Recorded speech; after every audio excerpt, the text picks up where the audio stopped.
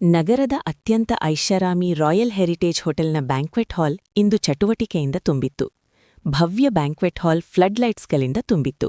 ಅಲಂಕೃತವಾದ ಟೇಬಲ್ಗಳು, ಹೊಳೆಯುವ ಗೊಂಚಲುಗಳು ಮತ್ತು ಪ್ರಮುಖ ಕೈಗಾರಿಕೋದ್ಯಮಿಗಳು ಮತ್ತು ಸೆಲೆಬ್ರಿಟಿಗಳ ಉಪಸ್ಥಿತಿಯು ಇದು ಸಾಮಾನ್ಯ ದಿನವಲ್ಲ ಎಂಬುದಕ್ಕೆ ಪುರಾವೆಯಾಗಿತ್ತು.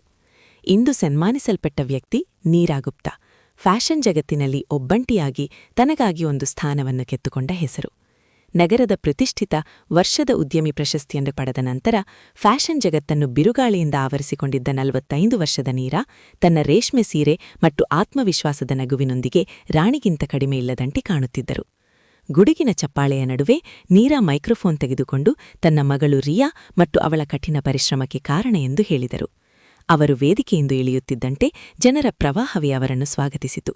ಛಾಯಾಗ್ರಾಹಕರು ಅವರ ಚಿತ್ರಗಳನ್ನು ತೆಗೆದುಕೊಳ್ಳುತ್ತಿದ್ದರು ಮತ್ತು ಜನರು ಆಟೋಗ್ರಾಫ್ಗಳನ್ನು ಕೇಳುತ್ತಿದ್ದರು. ನಂತರ ಸರಳವಾದ ಉಡುಪನ್ನು ಧರಿಸಿದ ಒಬ್ಬ ವ್ಯಕ್ತಿ ಜನಸಂದಣಿಯ ಮೂಲಕ ತಳ್ಳಿಕೊಂಡು ಅವಳ ಬಳಿಗೆ ಬಂದರು. ಅವನ ಮುಖ ಸುಕ್ಕುಗಟ್ಟಿತ್ತು ಮತ್ತು ಅವನ ಕೂದಲು ಬೂದು ಬಣ್ಣಕ್ಕೆ ತಿರುಗಿತ್ತು.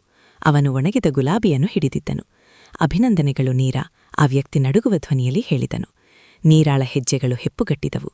ಈ ಧ್ವನಿ 15 ವರ್ಷಗಳ ಹಿಂದಿನ ನೀರಾಳ ಆತ್ಮವನ್ನು ಛಿದ್ರಗೊಳಿಸಿದ ಆ ರಾತ್ರಿಯದ್ದು. ನೀರಾ ತಿರುಗಿ ನೋಡಿದಳು. ಅವನ ಮುಂದೆ ನಿಂತಿದ್ದ ಶೇಖರ್, ಒಂದು ಕಾಲದಲ್ಲಿ ಅವಳ ಗಂಡನಾಗಿದ್ದ ಅದೇ ಶೇಖರ್. ನೀರಾಳ ಮುಖಭಾವ ಬದಲಾಗಲಿಲ್ಲ. ಕೋಪವಿಲ್ಲ, ದ್ವೇಷವಿಲ್ಲ, ಸಂತೋಷವಿಲ್ಲ, ಮೌನ ಮಾತ್ರ, ಬಿರುಗಾಳಿಯ ನಂತರ ಶಾಂತವಾಗಿ ಕಾಣುವ ಸರೋವರದಂತೆ. ನೀನೇನಾ? ನೀರಾ ಸಂಯಮದ ಧ್ವನಿಯಲ್ಲಿ ಕೇಳಿದಳು. ಹೌದು ನೀರಾ, ನಾನು. ಶೇಖರ್ ತನ್ನ ನೋಟವನ್ನು ತಗ್ಗಿಸುತ್ತಾ ಹೇಳಿದನು. ನಾನು ನಿನ್ನನ್ನು ಟಿವಿಯಲ್ಲಿ ನೋಡಿದೆ. ನೀನು ನಗರದ ಅತ್ಯಂತ ಯಶಸ್ವಿ ಮಹಿಳೆಯಾಗಿದ್ದೀರಿ ಎಂದು ನನಗೆ ತಿಳಿಯಿತು. ನಾನು ಬಂದು ನಿನ್ನನ್ನು ಅಭಿನಂದಿಸುತ್ತೇನೆ ಮತ್ತು ನನ್ನ ಕಾರ್ಯಗಳಿಗೆ ಕ್ಷಮೆಯಾಚಿಸುತ್ತೇನೆ ಎಂದು ಭಾವಿಸಿದೆ. ಕ್ಷಮಿಸಿ? ನೀರಾ ನೇರವಾಗಿ ಕೇಳಿದಳು. ಯಾವುದಕ್ಕೆ ಕ್ಷಮೆಯಾಚಿಸುತ್ತೇನೆ ಶೇಖರ್? ಶೇಖರನ ಕಣ್ಣುಗಳು ಕಣ್ಣೀರಿನಿಂದ ತುಂಬಿದವು. ನೀರಜ್, ಅದು ನನ್ನ ಜೀವನದ ದೊಡ್ಡ ತಪ್ಪು. ನನ್ನ ಒಳ್ಳೆಯ ಸಮಯದಲ್ಲಿ ನಾನು ನಿನ್ನನ್ನು ಬಿಟ್ಟು ಬಂದ ಮಹಿಳೆ ನನ್ನ ಕೆಟ್ಟ ಸಮಯಗಳು ಪ್ರಾರಂಭವಾದ ತಕ್ಷಣ ನನ್ನನ್ನು ತೊರೆದಳು. ಇಂದು ನಾನು ಸಂಪೂರ್ಣವಾಗಿ ಒಂಟಿಯಾಗಿದ್ದೇನೆ. ನಾನು ನನ್ನ ಕುಟುಂಬ, ನನ್ನ ಸ್ನೇಹಿತರು ಎಲ್ಲವನ್ನೂ ಕಳೆದುಕೊಂಡಿದ್ದೇನೆ. ನೀನು ನನಗೆ ನೀಡಿದ ಪ್ರೀತಿ ಮತ್ತು ಸಮರ್ಪಣೆಗೆ ಸಾಟಿ ಇಲ್ಲ ಎಂದು ನಾನು ಅರಿತುಕೊಂಡೆ. ಈಗ ನಾನು ತುಂಬಾ ವಿಷಾದಿಸುತ್ತೇನೆ ನೀರಜ್. ನಾವು ಹೊಸದಾಗಿ ಪ್ರಾರಂಭಿಸಲು ಸಾಧ್ಯವಿಲ್ಲವೇ? ನೋಡು, ರಿಯಾ ಈಗ ದೊಡ್ಡವಳಾಗಿದ್ದಾಳೆ. ಅವಳಿಗೆ ಅವಳ ತಂದೆಯ ಪ್ರೀತಿ ಇರುತ್ತದೆ ಮತ್ತು ನಂತರ ನಾವಿಬ್ಬರೂ ಅವಳನ್ನು ಒಟ್ಟಿಗೆ ಮದುವೆ ಮಾಡಬೇಕು. ಹೀಗೆ ಹೇಳುತ್ತಾ ಶೇಖರ್ ನೀರಜ್ನ ಕೈ ಹಿಡಿಯಲು ಪ್ರಯತ್ನಿಸಿದನು. ನಾನು ತುಂಬಾ ಒಂಟಿಯಾಗಿದ್ದೇನೆ ನೀರಜ್. ನಾನು ನಿನ್ನ ಬಗ್ಗೆ ಕೇಳಲು ಬಂದಿದ್ದೇನೆ. ನೀನು ನನ್ನ ಬಗ್ಗೆ ಮತ್ತು ನಾನು ಹೇಗೆ ಬದುಕುತ್ತಿದ್ದೇನೆ ಎಂದು ಕೇಳಬೇಕು. ತನ್ನ ಕೈಯನ್ನು ಬಿಡುತ್ತಾ ನೀರಜ್ ಒಂದು ಹೆಜ್ಜೆ ಹಿಂದಕ್ಕೆ ಇಟ್ಟಳು. ಅವಳು ಶೇಖರ್ನ ಕಣ್ಣುಗಳನ್ನು ನೋಡಿ ತುಂಬಾ ಶಾಂತವಾದ ಆದರೆ ಕುಟುಕುವ ಮಾತುಗಳಲ್ಲಿ, ಶೇಖರ್, ನನ್ನ ಬಗ್ಗೆ ಕೇಳಲು ಬರಬೇಡ. ನನ್ನ ಗಾಯಗಳು ವಾಸಿಯಾಗಿವೆ.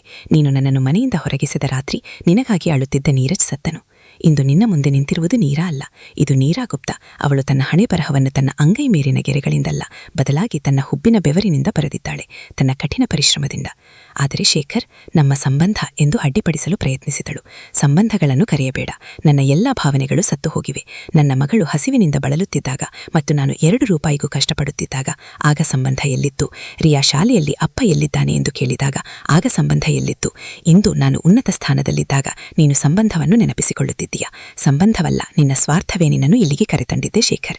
ನಿನಗೆ ಹೆಂಡತಿ ಅಥವಾ ಮಗಳು ಬೇಡ. ಈಗ ನೀನು ಅಸಹಾಯಕನಾಗಿರುವುದರಿಂದ ನಿನಗೆ ಬೆಂಬಲ ಬೇಕು. ಶೇಖರನ ತಲೆ ನಾಚಿಕೆಯಿಂದ ತೂಗುತ್ತಿತ್ತು. ಅಲ್ಲಿ ನಿಂತಿದ್ದ ಕೆಲವರು ದೃಶ್ಯವನ್ನು ನೋಡುತ್ತಾ ಬಿಸುಗುಟ್ಟುತ್ತಿದ್ದರು. ನೀರಾ ಮುಂದುವರಿಸಿದಳು. ನಿನಗೆ ಗೊತ್ತಾ ಶೇಖರ್, ಯಾರೊಬ್ಬರ ನಿರ್ಗಮನದಿಂದ ಜೀವನ ನಿಲ್ಲುವುದಿಲ್ಲ. ನೀನಿಲ್ಲದೆ ನಾನು ಬದುಕಲು ಸಾಧ್ಯವಿಲ್ಲ ಎಂದು ನಾನು ಭಾವಿಸಿದೆ.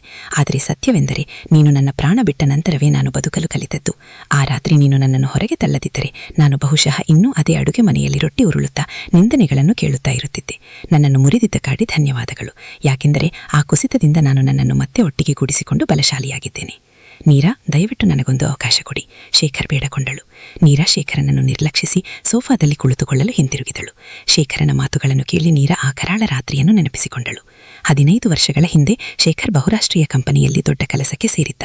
ಕೇವಲ 10ನೇ ತರಗತಿ ಪಾಸಾಗಿ ಮನೆ ನೋಡಿಕೊಳ್ಳುತ್ತಿದ್ದ ನೀರಾ ತನ್ನ ಸ್ಥಾನಮಾನಕ್ಕೆ ಅರ್ಹಳಲ್ಲ ಎಂದು ಅವನಿಗೆ ಅನಿಸಲು ಪ್ರಾರಂಭಿಸಿದ್ದನು. ಶೇಖರ್ ತನ್ನ ಸಚಿವೆಯನ್ನು ಪ್ರೀತಿಸುತ್ತಿದ್ದನು. ಆ ರಾತ್ರಿ ನೀರಾ ಶೇಖರ್ನ ಅಕ್ರಮ ಸಂಬಂಧವನ್ನು ವಿರೋಧಿಸಿದಾಗ ಮಳೆ ಬರುತ್ತಿತ್ತು. ಇದಕ್ಕೆ ಪ್ರತಿಕ್ರಿಯೆಯಾಗಿ ಶೇಖರ್ ನೀರಾಳ ಕೈ ಹಿಡಿದು ಮನೆಯಿಂದ ಹೊರಗೆ ತಳ್ಳಿದನು. 5 ವರ್ಷದ ರಿಯಾ ನೀರಾಳ ಪಲ್ಲುಗೆ ಅಂಟಿಕೊಂಡು ಅಳುತ್ತಿದ್ದಳು. ನನ್ನ ಜೀವನದಿಂದ ಹೊರಗೆ ಬನ್ನಿ. ನೀನು ನನ್ನ ಕುತ್ತಿಗೆಗೆ ಕುಣಿಕೆಯಾಗಿ ಬಿಟ್ಟಿದ್ದೀಯಾ. ನನ್ನ ಜೀವನದಲ್ಲಿ ನನಗೆ ತರಗತಿ ಬೇಕು ಮತ್ತು ನೀನು ಮೂರ್ಖ. ನಾನು ಇನ್ನು ಮುಂದೆ ನಿನ್ನ ಜೊತೆ ಬದುಕಲು ಸಾಧ್ಯವಿಲ್ಲ ಎಂದು ಶೇಖರ್ ಕೂಗಿದ್ದನು. ಶೇಖರ್, ನಾನು ಈ ಮಗುವನ್ನು ತೆಗೆದುಕೊಂಡು ಎಲ್ಲಿಗೆ ಹೋಗಲಿ? ನನ್ನ ಹೆತ್ತವರ ಮನೆ, ನನ್ನ ಅಧ್ಯಯನ ಎಲ್ಲವನ್ನು ನಿನಗಾಗಿ ಬಿಟ್ಟು ಬಂದೆ ಎಂದು ನೀರಾ ಬೇಡಕೊಂಡಳು. ಆದರೆ ಶೇಖರ್ ಬಾಗಿಲು ಮುಚ್ಚಿದ್ದನು. ನೀರಾ ಅಳುತ್ತಾ ರಸ್ತೆ ಬದಿಯ ಬಸ್ ನಿಲ್ದಾಣಕ್ಕೆ ಬಂದು ತನ್ನ ಮಗಳನ್ನು ಎದೆಗೆ ಹಿಡಿದುಕೊಂಡು ಆ ರಾತ್ರಿ ಕಳೆದಳು. ಆ ರಾತ್ರಿ ನೀರಾಳ ಪತಿ ತೀರಿಕೊಂಡನು ಮತ್ತು ಬಲಿಷ್ಠ ಮಹಿಳೆ ಜನಿಸಿದಳು. ನೀರಾ ಜನಯಣನೆಗಳಲ್ಲಿ ಪಾತ್ರೆಗಳನ್ನು ತೊಳೆಯುತ್ತಿದ್ದಳು, ಹೊಲಿಗೆ ಕಲಿತಿದ್ದಳು, ರಾತ್ರಿ ಇಡೀ ಎಚ್ಚರವಾಗಿ ಬಟ್ಟೆ ಹೊಲಿಯುತ್ತಿದ್ದಳು. ಒಂದು ರಾತ್ರಿ ನೀರಾ ಹೊಲಿಗೆ ಮಾಡುವಾಗ ಅದೇ ಕುರ್ಚಿಯಲ್ಲಿ ಮಲಗಿದ್ದಳು. ನಂತರ ರಿಯಾ ನಿಧಾನವಾಗಿ ಎಚ್ಚರವಾಯಿತು. ಮೇಜಿನ ಮೇಲೆ ಚದುರಿದ ಬಟ್ಟೆಗಳು, ಅರ್ಧ ಸುಟ್ಟ ಮೇಣದ ಬತ್ತಿ ಮತ್ತು ನೀರಾ ಯಂತ್ರದ ಮೇಲೆ ಬಾಗಿದ್ದನ್ನು ನೋಡಿದಳು. ಅವಳು ತನ್ನ ತಾಯಿಯನ್ನು ನೋಡಿದಳು. ಅವಳು ತನ್ನ ಬೆರಳುಗಳ ಮೇಲಿನ ಗಾಯಗಳನ್ನು ನೋಡಿದಳು. ತದನಂತರ ಅವಳ ಕೂದಲನ್ನು ನಿಧಾನವಾಗಿ ಸವರುತ್ತಾ, ಅಮ್ಮ, ನೀನು ಯಾಕೆ ಇಷ್ಟೊಂದು ಕೆಲಸ ಮಾಡುತ್ತೀಯಾ ಎಂದು ಕೇಳಿದಳು. ನೀರಾ ಅವಳನ್ನು ನೋಡಿ ಮುಗುಳ್ನಗಲು ಪ್ರಯತ್ನಿಸುತ್ತಾ ಪ್ರೀತಿಯಿಂದ ಹೇಳಿದಳು, ಆದ್ದರಿಂದ ನನ್ನ ಮಗಳಿಗೆ ಎಂದಿಗೂ ಯಾವುದರ ಕೊರತೆಯೂ ಅನಿಸಬಾರದು. ಇದನ್ನು ಕೇಳಿದ ಮುಗ್ಧ ರಿಯಾಳ ಕಣ್ಣುಗಳು ಕಣ್ಣೀರು ಸುರಿಸಿದವು. ಅವಳು ಹೇಳಿದಳು, ಅಮ್ಮ, ನಾನು ದೊಡ್ಡವನಾದಾಗ ನಾನು ನಿನ್ನನ್ನು ತುಂಬ ಸಂತೋಷಪಡಿಸುತ್ತೇನೆ. ನಾನು ನಿನ್ನನ್ನು ಎಂದಿಗೂ ಅಳಲು ಬಿಡುವುದಿಲ್ಲ. ಆ ಕ್ಷಣದಲ್ಲಿ ನೀರಾ ರಿಯಾಳನ್ನು ಗಟ್ಟಿಯಾಗಿ ಅಪ್ಪಿಕೊಂಡು ಮೊದಲ ಬಾರಿಗೆ ದುಃಖ ಅಥವಾ ಆಯಾಸದಿಂದಲ್ಲ, ನೆಮ್ಮದಿಯಿಂದ ಅಳುತ್ತಾಳೆ. ತದನಂತರ ಧೈರ್ಯವನ್ನು ಒಟ್ಟಿಗೆ ಕೂಡಿಸಿ ನಿಧಾನವಾಗಿ ತನ್ನದೇ ಆದ ಸಣ್ಣ ಅಂಗಡಿಯನ್ನು ತೆರೆದಳು. ಅವಳ ಕಠಿಣ ಪರಿಶ್ರಮಕ್ಕೆ ಫಲ ಸಿಕ್ಕಿತು ಮತ್ತು ಇಂದು ಅವಳ ಬ್ರ್ಯಾಂಡ್ ದೇಶೀಯವಾಗಿ ಮತ್ತು ಅಂತಾರಾಷ್ಟ್ರೀಯವಾಗಿ ಪ್ರಸಿದ್ಧವಾಗಿದೆ.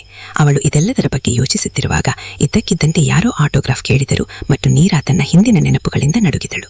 ಅವಳು ಮನೆಗೆ ಹೋಗಲು ಹೋಟೆಲ್ನಿಂದ ಹೊರಟಾಗ ಶೇಖರ್ ಇನ್ನೂ ಹೊರಗೆ ನಿಂತಿರುವುದನ್ನು ನೋಡಿದಳು. ಅವನು ಅವಳಿಗಾಗಿ ಕಾಯುತ್ತಿದ್ದನು. ನೀರಾ ಹೊರಬರುವುದನ್ನು ನೋಡಿ ಅವನು ಅವಳ ಬಳಿಗೆ ಆತುರದಿಂದ ಬಂದು, ನೀರಾ, ನನಗೆ ಒಂದು ಅವಕಾಶ ಕೊಡಿ, ದಯವಿಟ್ಟು ಎಂದನು. ಆದರೆ ಅವನು ಬೇರೇನನ್ನು ಹೇಳುವ ಮೊದಲು ನೀರಾ ತನ್ನ ಕಾರಿನ ಬಾಗಿಲು ತೆರೆದು ಒಣಗೆ ಹೋಗುವ ಮೊದಲು ಶೇಖರ್ ಕಡೆಗೆ ತಿರುಗಿ ಅವನಿಗೆ ಕೊನೆಯದಾಗಿ ಒಂದು ಮಾತು ಹೇಳಿದಳು. ಅದು ಉಳಿದಿದ್ದ ಭರವಸೆಯ ಏಳೆಗಳನ್ನು ಛಿದ್ರಗೊಳಿಸಿತು. ಜೀವಂತ ಜನರಿಗೆ ಅವಕಾಶಗಳನ್ನು ನೀಡಲಾಗಿದೆ ಶೇಖರ್. ನನ್ನ ಹೃದಯದಲ್ಲಿ ನಿನ್ನ ಬಗ್ಗೆ ದ್ವೇಷ ಅಥವಾ ಪ್ರೀತಿ ಉಳಿದಿಲ್ಲ. ನೀನು ಈಗ ನನಗೆ ಅಪರಿಚಿತ ಮತ್ತು ನನ್ನ ಜೀವನವನ್ನು ಬಿಟ್ಟು ಹೋಗುವವರು ನನ್ನ ಹೃದಯವನ್ನು ಬಿಟ್ಟು ಹೋಗುತ್ತಾರೆ. ಈಗ ನಿನ್ನ ದಾರಿಯಲ್ಲಿ ಹೋಗು. ನಾನು ಬಹಳ ಮುಂದೆ ಹೋಗಿದ್ದೇನೆ. ನೀರಾ ತಲ ಹೊಳೆಯುವ ಕಾರಿನ ಹತ್ತಿದಳು. ಚಾಲಕ ಓಡಿಸಿದನು. ಶೇಖರಲ್ಲಿ ಒಬ್ಬಂಟಿಯಾಗಿ ಖಾಲಿ ಕೈಯಲ್ಲಿ ತನ್ನದೇ ಆದ ತಪ್ಪುಗಳ ಅವಶೇಷಗಳಡಿಯಲ್ಲಿ ಹೂತು ಹೋದನು. ಒಮ್ಮೆ ಹೊಡೆದ ಗಾಜನ್ನು ಸರಿಪಡಿಸಲು ಸಾಧ್ಯವಿಲ್ಲ. ಅದನ್ನು ಮತ್ತೆ ಸರಿಪಡಿಸಿದಲು ಅದು ಬಿರುಕು ಬಿಡುತ್ತದೆ. ಇದೇ ರೀತಿ ಒಮ್ಮೆ ನಂಬಿಕೆ ಮುರಿದರೆ ಅದನ್ನು ಎಂದಿಗೂ ಪುನಃಸ್ಥಾಪಿಸಲು ಸಾಧ್ಯವಿಲ್ಲ. ನೀರಾ ಶೇಖರ್ ಕಾರಿನ ಕಿಟಕಿಯ ಮೂಲಕ ಹೊರಡುವುದನ್ನು ನೋಡಿ ತನ್ನ ಕಣ್ಣೀರನ್ನು ಒರೆಸಿದಳು. ಅವಳ ಕನ್ನಡಗಳನ್ನು ತೆಗೆದು ಹಾಕಿದಳು. ಇವು ದುಃಖದ ಕಣ್ಣೀರುಗಳಾಗಿರಲಿಲ್ಲ. ಆ ಕಣ್ಣೀರು ಸ್ವಾತಂತ್ರ್ಯದ ಕಣ್ಣೀರು. ಅದು ಅವಳ ಆತ್ಮಗೌರವವು ದ್ರೋಹ ಸಂಬಂಧಕ್ಕಿಂತ ದೊಡ್ಡದು ಎಂದು ಅವಳಿಗೆ ಅರಿತುಕೊಂಡಿತು. ಸ್ನೇಹಿತರೆ, ಜನರು ಸಾಮಾನ್ಯವಾಗಿ ಸಂಬಂಧದಲ್ಲಿ ಪಡುವ ನೋವನ್ನು ದೌರ್ಬಲ್ಯವೆಂದು ತಪ್ಪಾಗಿ ಗ್ರಹಿಸುತ್ತಾರೆ. ಆದರೆ ನಿಜವಾದ ಗೆಲುವು ಎಂದರೆ ನೀವು ಆ ನೋವನ್ನು ಬಲವಾಗಿ ಪರಿವರ್ತಿಸಿದಾಗ. ನಿಮ್ಮ ಕೆಟ್ಟ ಸಮಯದಲ್ಲಿ ನಿಮ್ಮನ್ನು ತ್ಯಜಿಸಿದವರಿಗೆ ಒಳ್ಳೆಯ ಸಮಯದಲ್ಲಿ ಹಿಂತಿರುಗುವ ಹಕ್ಕಿಲ್ಲ. ಸ್ವಾಭಿಮಾನಕ್ಕಿಂತ ದೊಡ್ಡ ರತ್ನವಿಲ್ಲ ಮತ್ತು ಸ್ವಾವಲಂಬನಕ್ಕಿಂತ ದೊಡ್ಡ ಸಂಗಾತಿ ಇಲ್ಲ. ನಿಮಗಾಗಿ ಒಂದು ಪ್ರಶ್ನೆ: ಶೇಖರನ್ನು ಕ್ಷಮಿಸದೆ ನೀರಾ ಸರಿಯಾದ ಕೆಲಸ ಮಾಡಿದಳ? 17 ವರ್ಷಗಳ ನಂತರ ಹಿಂತಿರುಗಿದ ಅವಳ ಪತಿಗೆ ಅವಕಾಶ ಸಿಗಬೇಕೆ ಅಥವಾ ನೀರಾಳ ನಿರ್ಧಾರ ಸರಿಯಾಗಿದೆಯಾ? ಸ್ನೇಹಿತರೆ, ನೀವು ಈ ಕಥೆಯನ್ನು ಸ್ವಲ್ಪವಾದರೂ ಅನಿಸಿದ್ದರೆ ಅದನ್ನು ಇಷ್ಟಪಡಲು ಮರೆಯಬೇಡಿ. ಹೊಸದರೊಂದಿಗೆ ನಿಮ್ಮನ್ನು ಭೇಟಿಯಾಗೋಣ.